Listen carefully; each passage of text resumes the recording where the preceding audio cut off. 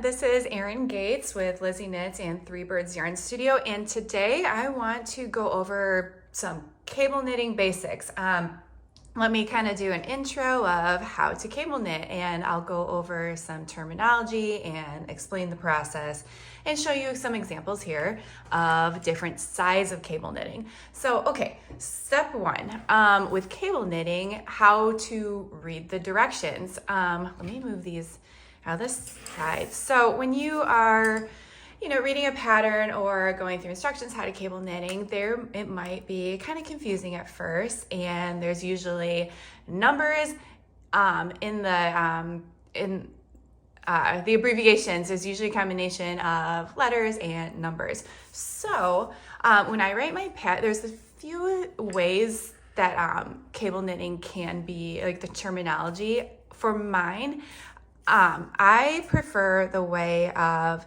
as an example, it might look like this: 1/1 RC.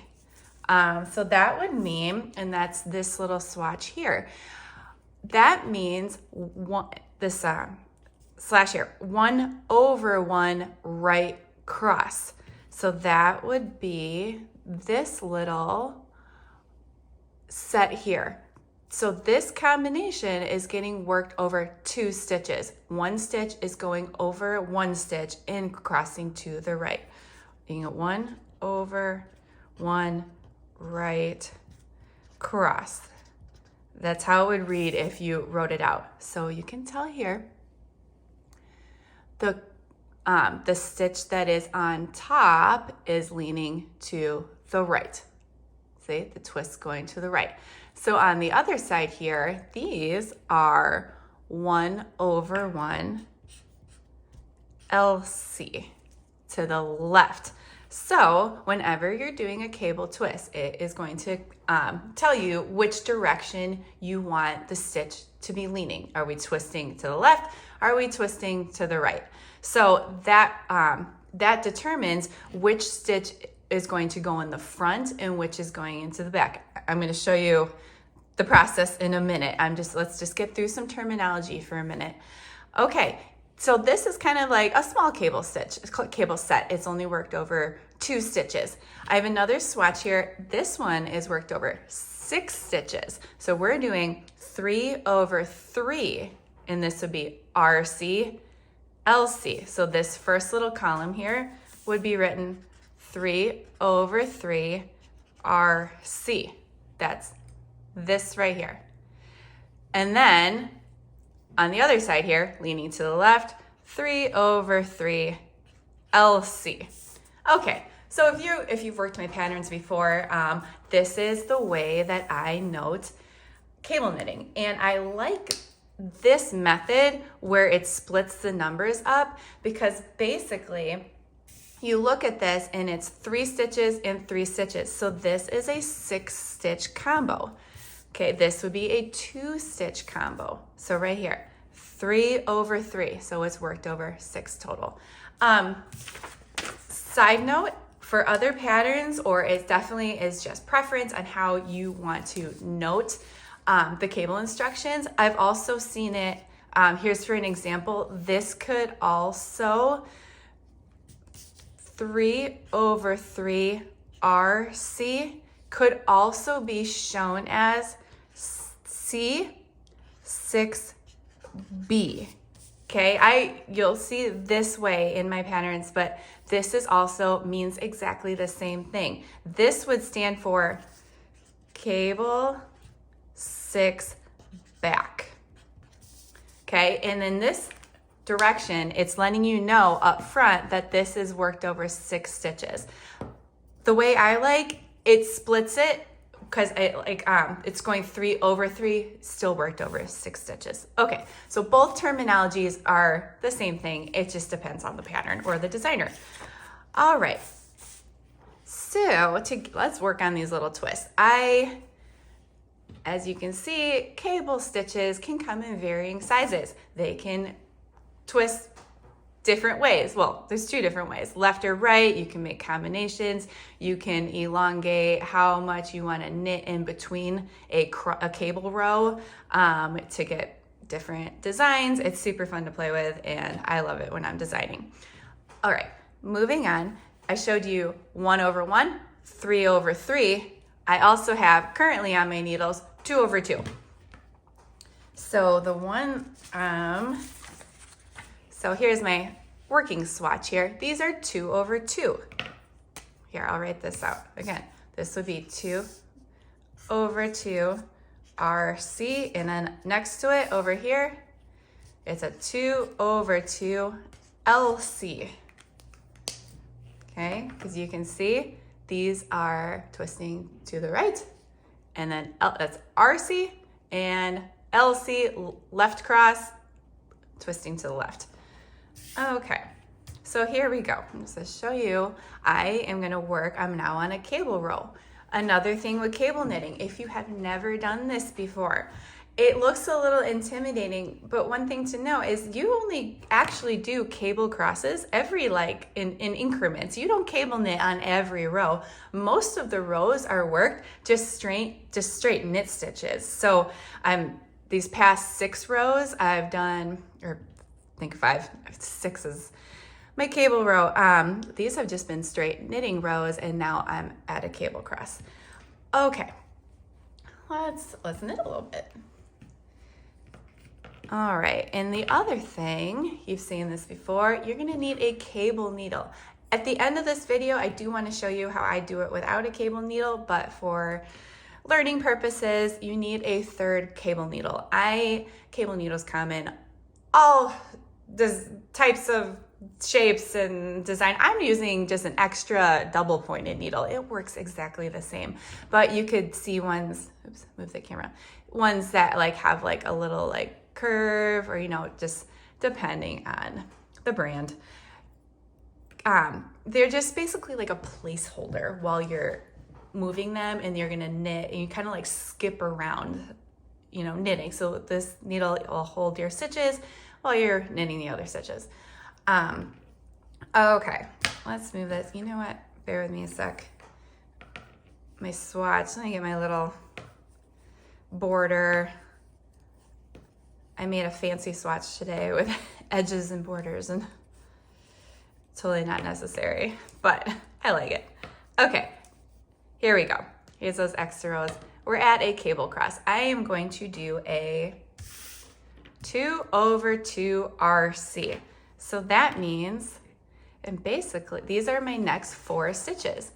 That means that I'm going to want, when it's leaning to the right, that means that you want the second half of this combo to go in front.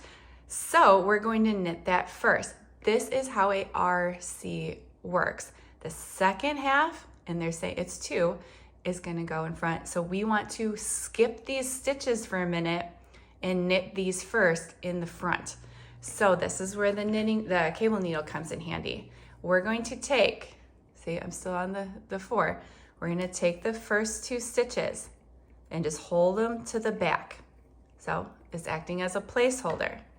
We're gonna skip those first 2 to get those second ones to come into the front.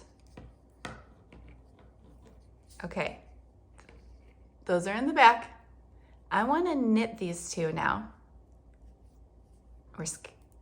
Okay, so now those are in the front, and now I can knit the 2 from the cable needle. Now the placeholder is acting as a needle, and I'll knit the 2 from the placeholder.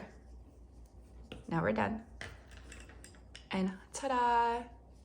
We switched the order of the stitches. That's what cable knitting is. You're switching the order in which you knit the stitches. So we had to put the to get it to lean to the right, you had to get the first set to go in the back so we can grab that second half into the front, and this is your end product. All right, so that is a right leaning, and that's how I like these right cross 2 over 2, because it kind of tells you you're working with, it's split down the middle of the 4, 2 over 2. Okay, let's go on to the LC 2 over 2. Let's see, I got my little spacer purl stitches here. Okay, the next column on this side, we're doing LC. So again, still only working over 4 stitches. You want the first 2 to come in the front. See, the ones that are on this side, they're in the front, and then the second 2, you're gonna go into the back. So what you do with a cable needle, you're always skipping the first half of your stitches, and that means you're either gonna hold those into the front or the back while you work the second half. If you hold these stitches into the front, that means you're setting up for a left cross. See if you can visualize that a little bit. If you drop these to the front, that means those are gonna go in the front.